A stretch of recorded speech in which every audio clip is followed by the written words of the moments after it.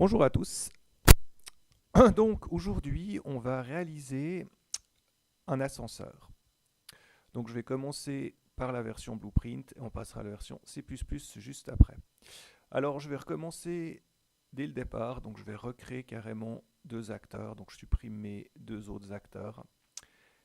Et donc celui-là, je vais le déplacer par là-bas. Je vais donc me rendre dans mes blueprints et je vais créer un nouveau blueprint du type acteur que je vais appeler BP underscore ascenseur. Voilà, donc ensuite j'ai qu'à double-cliquer sur le fichier et je devrais arriver dans la fenêtre suivante. Alors, la première chose que je vais réaliser, c'est que je vais ajouter un composant du type static mesh que je vais appeler ascenseur et je vais le définir comme étant le composant racine. Ensuite, je vais prendre un composant du type box collision que je vais appeler tout simplement box collision. Et dernière chose à faire, je dois aller définir la static mesh de mon ascenseur. Donc je vais aller la définir ici. Donc je vais prendre un floor 400 par 400. Et je vais en fait déplacer ma box de collision et la ragrandir un petit peu pour qu'elle prenne à peu près l'ensemble de l'espace à disposition sur la plateforme.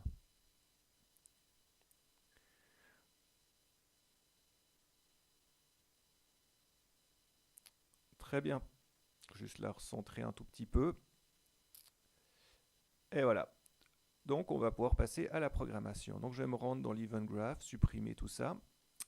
Et je vais donc, dans un premier temps, sélectionner ma box de collision et faire Add Event for Box Collision et faire On Component Begin Overlap. Voilà. Donc au moment où je rentre dans ma boîte de collision, eh bien, l'ascenseur va monter. Alors pour ce faire, on va utiliser une timeline. Mais avant toute chose, il va falloir créer une variable que je vais appeler ascenseur location. Donc ça va me donner la localisation de l'ascenseur. Donc vu que c'est une localisation dans un espace vectoriel, je vais utiliser un vecteur.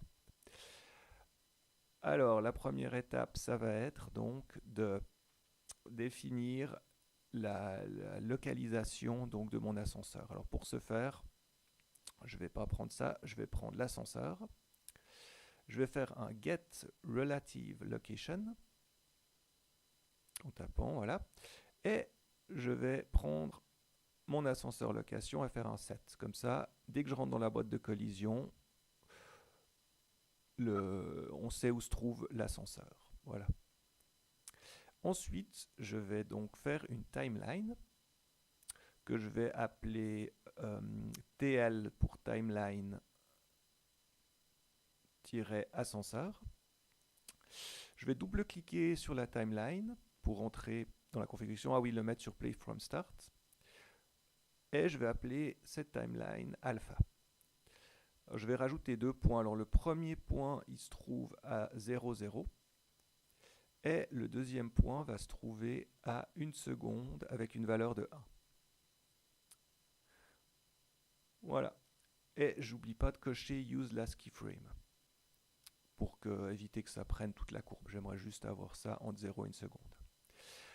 Alors maintenant, je vais faire ce qu'on appelle une interpolation linéaire. Donc l'ERP. Alors peut-être avant toute chose, je vais définir. Donc ce que j'aimerais faire, c'est faire un set relative location de mon ascenseur. J'aimerais le faire monter. Donc je relie déjà l'update au set relative location. Et une chose à faire maintenant, ça va être de faire la new location. Donc je vais utiliser un lerp vector où j'ai trois choses à définir. Le alpha qui viendra de la timeline et la valeur A et B. Donc qu'est-ce que c'est un lerp? C'est simplement lorsque la valeur de 0, je suis à 100% sur A, et puis lorsque la valeur est de 1, je suis à 100% sur B. Alors, je vais prendre la localisation de l'ascenseur, et je vais faire un split structure pin. Donc j'aimerais faire monter mon ascenseur sur l'axe des Z. Alors, je vais prendre ma valeur, donc pas la localisation X, mais la localisation Z, et je vais ajouter 100. Oh, vous pouvez ajouter 200, alors pour l'instant je prends 100 comme exemple. Et ensuite, je vais faire un make vector. Donc refaire un vecteur où la valeur donc, de Z a été, on a ajouté à 100 par rapport à la localisation initiale, Y ne change pas, et X ne change pas non plus. Donc ça change uniquement sur Z, et ensuite je la place dans la valeur de B. Et donc l'alpha de la timeline est connecté à l'alpha du lerp. Voilà, donc on a finalement la localisation initiale au moment où je rentre, et puis la localisation finale qui est en bas à gauche sur le B, sur la valeur B du lerp.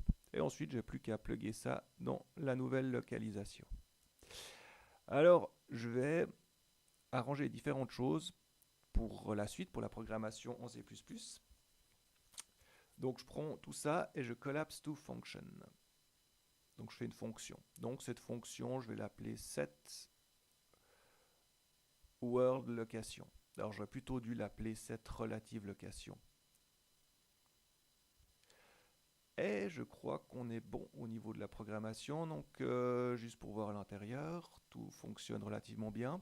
Dernière chose, je vais prendre mon bloc. Tout ça, en fait, ça représente la localisation finale. Donc, je vais faire un collapse nodes que je vais appeler end location. Voilà, c'est encore pour la programmation en C++. Je compile, je sauve, je prends mon acteur. Donc, je fais un drag and drop dans la scène.